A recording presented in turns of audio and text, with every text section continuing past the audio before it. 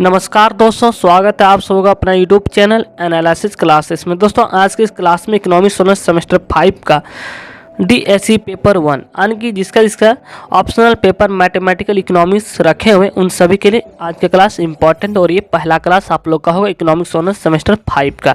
ठीक है, तो DSE पेपर 1 और DSE पेपर 2 रहता है आप लोग को चूज करने के लिए सब्जेक्ट। तो आज का क्लास है मैथमेटिकल इकोनॉमिक्स। अगर किसी का मैथमेटिकल इकोनॉमिक्स का रखे हैं तो उन सभी के लिए इंपॉर्टेंट है, चाहे आप BBM के से हो या बिना भाई यूनिवर्सिटी से हो या SKMU से हो या कोल्हान यूनिवर्सिटी झारखंड की किसी भी यूनिवर्सिटी से हो, सभी के लिए इम्पॉर्टेंट है। तो ये आप लोग का DSE पेपर 1 यानी कि मैथमेटिकल इकोनॉमिक्स का ये आप लोग का पहला क्लास है। अगर आप लोग कोई थ्योरी पेपर रखें तो आप लोग कमेंट कीजिएगा, तो उसका भी नेक्स्ट वीडियो आएगा। तो मैथमेटिकल इकोनॉमिक्स में आपको जो पहला पढ़ना है, और मैथमेटिकल इकोनॉमिक्स बिल्कुल वही है जैसे आप लोग सेमेस्टर 4 में पढ़े थे, उसी का थोड़ा अपग्रेड लेवल कर सकते हैं, थोड़ा अपर लेवल का पढ़ना वही चीज़ है। तो आप लोग का जो पहला टॉपिक है मैट्रिक्स, यूनिट में आप लोग को पढ़ना है मैट्रिक्स। तो मैट्रिक्स में जो पहला प्रश्न बनता है आपके एग्जाम के विषय, क्योंकि आपको टॉपिक वाइज सिलेबस को कवर करवा दिया जाएगा इस चैनल के माध्यम से और एग्जाम से पहले, तो आप लोग लास्ट तक बने रहिएगा। अगर आपने अभी तक चैनल को सब्सक्राइब नहीं किया तो चैनल को सब्सक्राइब कर लीजिएगा ताकि आपको आने वाले वीडियो की नोटिफिकेशन समय पर मिल सके। तो आपका जो पहला मैथमेटिकल इकोनॉमिक्स में पढ़ना है मैट्रिक्स, अलजेब्रा मैट्रिक्स। ठीक है, तो सबसे पहला आपका जो पहला प्रश्न है मैट्रिक्स, जिसे हिंदी में आव्यूह कहते हैं, इससे आप क्या समझते हैं और मैट्रिक्स कितने प्रकार के होते हैं समझाइए। ठीक है, और क्वेश्चन आंसर जो है दोनों मीडियम में रहेगा, हिंदी और इंग्लिश दोनों लैंग्वेज में रहने वाला है, इसलिए किसी स्टूडेंट को दिक्कत नहीं होगी। तो आप लोग लास्ट तक बने रहिएगा। तो आने की आप आज की इस क्लास में हम समझेंगे कि मैट्रिक्स क्या है, और मैट्रिक्स बहुत से प्रकार होते हैं जैसे कि आप लोग सेमेस्टर 4 में पढ़े होंगे। ठीक है, तो सबसे पहले हम समझने वाले मैट्रिक्स यानी कि what do you mean by matrix, how many kinds of matrices are there. यानी मैट्रिक्स इसे हिंदी में आव्यूह से आप क्या समझते हैं और मैट्रिक्स कितने प्रकार के होते हैं समझाइए। तो चलिए इसको हम बिल्कुल सरल शब्दों में समझने का प्रयास करते हैं। नेक्स्ट वीडियो इसी का मैथ से जितने भी प्रश्न पूछे जाते हैं उन सारे प्रश्नों में सॉल्व करवाने वाले। तो आज की क्लास में समझेंगे मैट्रिक्स क्या है। तो मैट्रिक्स जो होता है, तो सबसे पहले मैट्रिक्स का सिंबल इस टाइप में होता है, आप लोग को पता होगा। ठीक है, सेमेस्टर 4 में आप लोग पढ़े होंगे, ये मैट्रिक्स का सिंबल है। ठीक है, तो इसको हम समझते हैं। तो डिफिनेशन है एक आयताकार अंकायत, ठीक है, जिसे पंक्तियों, जिसे इंग्लिश में रोज कहा जाता है, रो, और स्तंभ यानी कि कॉलम्स में व्यवस्थित किया गया हो, आव्यूह यानी कि मैट्रिक्स कहलाता है। M जो होता है पंक्ति होता है जिसे रो कहा जाता है, N जो होता है स्तंभ में, M इंटू N संख्या के विन्यास को जो है M इंटू N के क्रम का मैट्रिक्स कहते हैं। अब वही अब इंग्लिश वाले स्टूडेंट होंगे तो इंग्लिश लैंग्वेज में भी है एन अरेंजमेंट ऑफ M जो बताता है रो को बताता है और N जो है कॉलम को बताता है। इसको हम उदाहरण के माध्यम से समझेंगे। नंबर इन M जो है रोज को बताता है एंड N जो है कॉलम को बताता है, is called matrix. It is denoted by capital letter of English alphabet. यानी कि मैट्रिक्स को जो है इसे कैपिटल लेटर से डिनोटेड किया जाता है, यानी कि बड़े अक्षरों से इंग्लिश अल्फ़ाबेट में, जैसे ये B किसी से भी आप डिनोटेड कर सकते हैं। तो चलिए उदाहरण के साथ समझते हैं। तो ये रहा आप लोग का मैट्रिक्स का सिंबल। ठीक है, इसके अंदर जो भी आप देख रहे हैं इसे एलिमेंट कहा जाता है। मैट्रिक्स के एलिमेंट हिंदी में अव कहा जाता है। अब रो और कॉलम किसे कहा जाता है, तो रो आने की हॉरिजॉन्टल लाइन को रो कहा जाता है, और वर्टिकल जिसे कॉलम कहा जाता है, कॉलम लाइन को जो है स्तंभ कहा जाता है।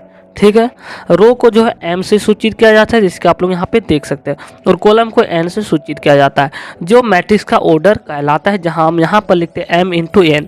M क्या है, रो।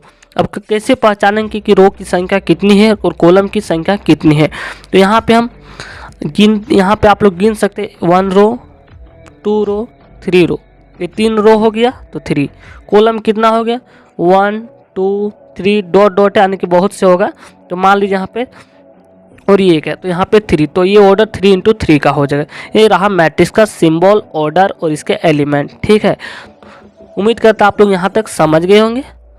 अगर आपने अभी तक टेलीग्राम लिंक को ज्वाइन नहीं किए हैं तो आप टेलीग्राम लिंक को भी ज्वाइन कर सकते हैं, क्योंकि वहीं आप लोग को PDF प्रोवाइड करवा दिया जाएगा। ठीक है, तो अब समझने वाले मैट्रिक्स के प्रकार यानी कि टाइप्स ऑफ मैट्रिक्स, यानी कि मैट्रिक्स के कितने प्रकार होते हैं। तो मैट्रिक्स के बहुत से प्रकार होते हैं, इनमें से हम लगभग 8 से 10 के प्रकार बताने वाले हैं जो आपकी एग्जाम के से शॉर्ट टाइप के प्रश्न पूछे जाते हैं यहीं से, जिनमें से पहला है रो मैट्रिक्स। ठीक है, रो मैट्रिक्स को हिंदी में पंक्ति आव्यूह कहा जाता है।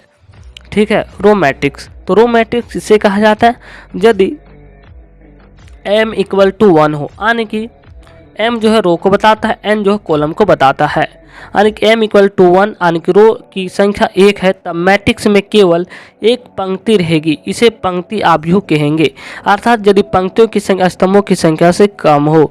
ठीक है, चलिए आगे इंग्लिश में अब देखते हैं। A matrix in which any one row is called row matrix, यानी कि किसी भी मैट्रिक्स में अगर m यानी कि रो की संख्या 1 है तो उसे रो मैट्रिक्स कहा जाता है। फॉर एग्जांपल यहाँ आप लोग देख सकते हैं, यहाँ मैट्रिक्स का सिंबल है और इसका एलिमेंट है 1 2 3। ठीक है, अब यहाँ पे हम पहचानेंगे कि रो की संख्या कितनी है।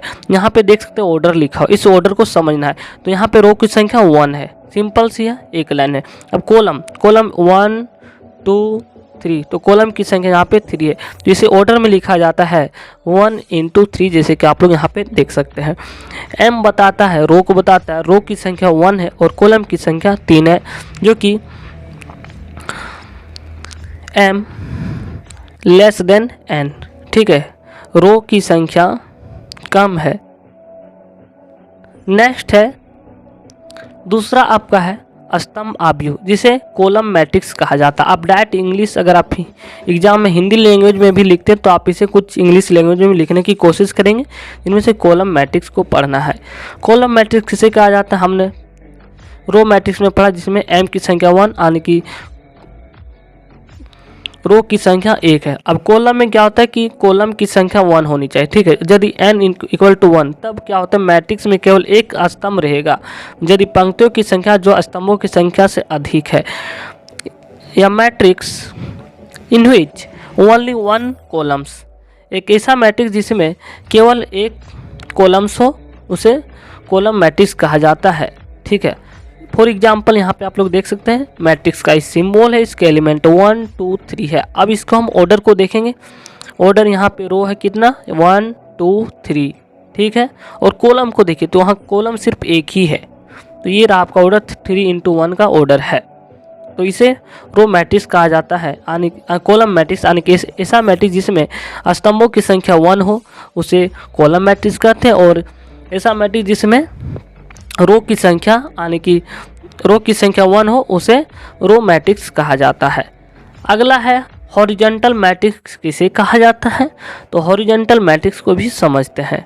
तो m into n यानी कि रो इंटू कॉलम का जो ऑर्डर होता है कर्म का आव्यूह यानी कि मैट्रिक्स ऑफ ये का पड़ा आव्यूह, जिसे पड़ा यानी कि लेटा हुआ हॉरिजॉन्टल या इसे क्षैतिज मैट्रिक्स कहलाता है यदि पंक्तियों की संख्या जो है स्तंभों की संख्या से कम अर्थात m लेस देन n।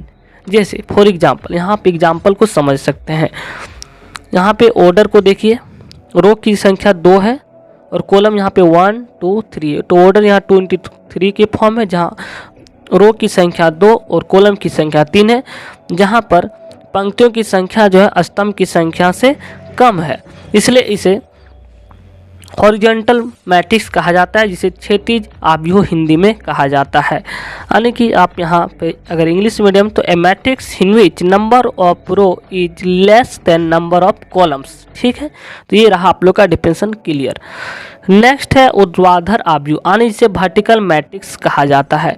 तो वर्टिकल मैट्रिक्स में क्या होता है, हमने क्षैतिज मैट्रिक्स में पढ़ा, क्षैतिज मैट्रिक्स में कि यहाँ पे क्या होता है कि रो की संख्या जो है कम होती है और कॉलम की संख्या अधिक होती है, और यहाँ पे हम जानेंगे कि रो की संख्या जो है अधिक होगी और कॉलम की संख्या कम होगी, जिसे हम लोग क्या कहते हैं ऊर्ध्वाधर मैट्रिक्स या इसे वर्टिकल मैट्रिक्स कहते हैं। यानी कि m into n कर्म का आव्यूह ये यानी कि मैट्रिक्स ऑफ ये ऊर्ध्वाधर आव्यूह कहलाता है यदि पंक्तियों की संख्या जो है यानी कि रो की संख्या जो है स्तंभों की संख्या से अधिक है, यानी कि m greater than n, यानी कि a matrix in which number of columns is less then the number of rose.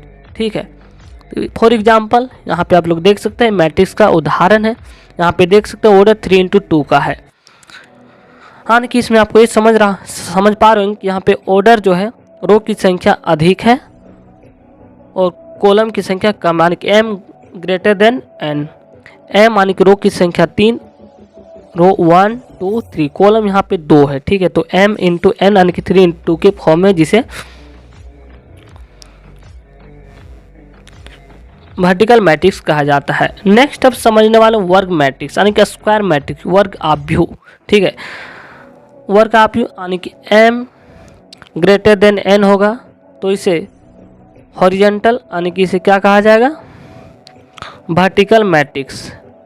m greater than n vertical matrix, m less than n horizontal matrix. और अगर m इक्वल टू n यानी कि रो की संख्या और column की संख्या बराबर हो तो उसे क्या कहा जाता है, उसे स्क्वायर मैट्रिक्स कहा जाता है। यदि किसी मैट्रिक्स में रो तथा कॉलम की संख्या बराबर हो तब उसे स्क्वायर मैट्रिक्स कहा जाता है। यानी कि जो ऑर्डर होगा, ऑर्डर जो है 2×2 होनी चाहिए, यानी कि रो की संख्या भी 2, कॉलम की संख्या भी 2।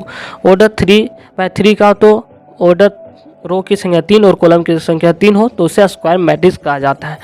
यानी कि यह matrix in which number of columns is equal to number of rows, जिसे स्क्वायर मैट्रिक्स कहा जाता है। फॉर एग्जांपल यहाँ पे देख सकते हैं ऑर्डर, मेरा मैट्रिक्स का ऑर्डर, कॉलम की संख्या, रो की संख्या 2 है और कॉलम की संख्या भी 2, इसलिए ऑर्डर 2×2 के फॉर्म में, जहाँ m इक्वल टू n है यानी कि रो इक्वल टू कॉलम्स, इसे स्क्वायर मैट्रिक्स कहा जाता है, ठीक है। नेक्स्ट है नल मैट्रिक्स। तो नल मैट्रिक्स किसे कहा जाता है, तो यदि किसी मैट्रिक्स के सभी अवयव यानी कि एलिमेंट शून्य हो, शून्य मैट्रिक्स को जो है 0 अक्षर में लिखा जाता है। 0 शून्य नहीं है, यानी कि जिस शून्य आप जिसे करें शून्य नहीं होता है, या केवल जो होता है मैट्रिक्स का एक संकेत है, बल्कि हम लोग इसे शून्य पढ़ते हैं, ठीक है। यानी कि एक ऐसा मैट्रिक्स जिसके सभी एलिमेंट, यहाँ पे जो भी एलिमेंट होगा शून्य होगा, इक्वल टू 0, सभी एलिमेंट शून्य हो तो इसे नल मैट्रिक्स कहा जाता है, या जीरो मैट्रिक्स भी इसे कहा जाता है। तो चलिए यहाँ पे समझते हैं। A zero matrix is a matrix that has all its element equal to 0 since a zero matrix contain only 0, ठीक है। जीरो मैट्रिक्स में जो भी एलिमेंट होते हैं सभी 0 होते हैं at its element, therefore it is also called null matrix, से नल मैट्रिक्स भी कहा जाता है। अब मैट्रिक्स इज डिनोटेड बाय 0, बल्कि इसे शून्य नहीं पढ़ा जाता, यह मैट्रिक्स का एक संकेत होता है। जैसे कि आप लोग देख सकते हैं, अगर किसी भी मैट्रिक्स में 0 0 0 इक्वल टू 0 ही होगा, कोई भी ऑर्डर 2×2 या 3×3, ठीक है। नेक्स्ट है आप लोग का यूनिट मैट्रिक्स, जिसे हिंदी में इकाई मैट्रिक्स कहा जाता है।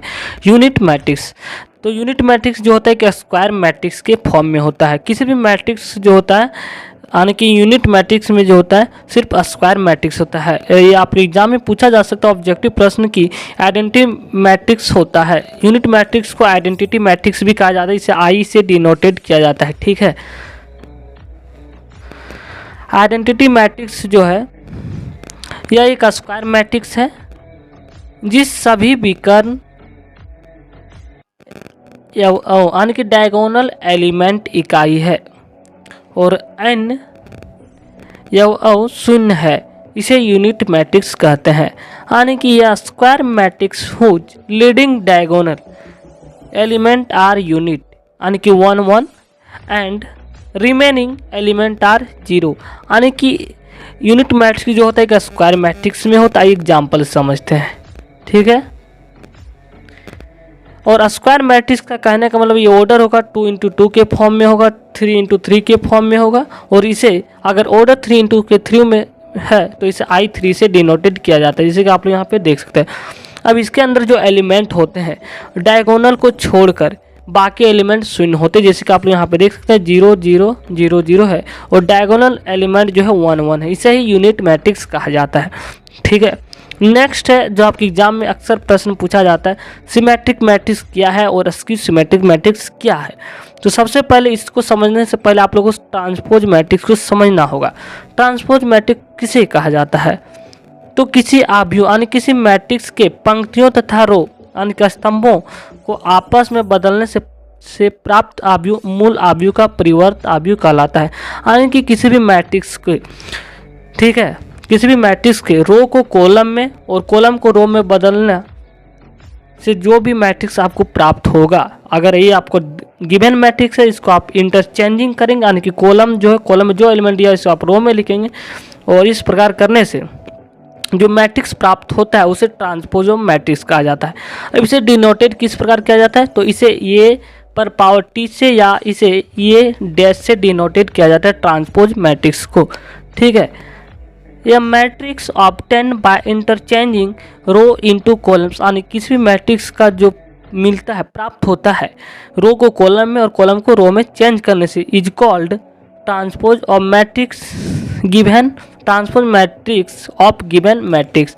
It is denoted bye A dash या ए पर पावर टी, इसे ए डैश अथवा ए पर पावर टी द्वारा प्रदर्शित किया जाता है। ठीक है, जिसे ट्रांसपोज ऑफ मैट्रिक्स कहा जाता है। चलिए एग्जाम्पल से समझते हैं, यहाँ पे एग्जाम्पल नहीं है। चलिए अब नेक्स्ट है आप लोग का सिमेट्रिक मैट्रिक्स किसे कहते हैं। ठीक है, तो सिमेट्रिक मैट्रिक्स किसे कहा जाता है, जिसे हिंदी में सममित मैट्रिक्स कहते हैं।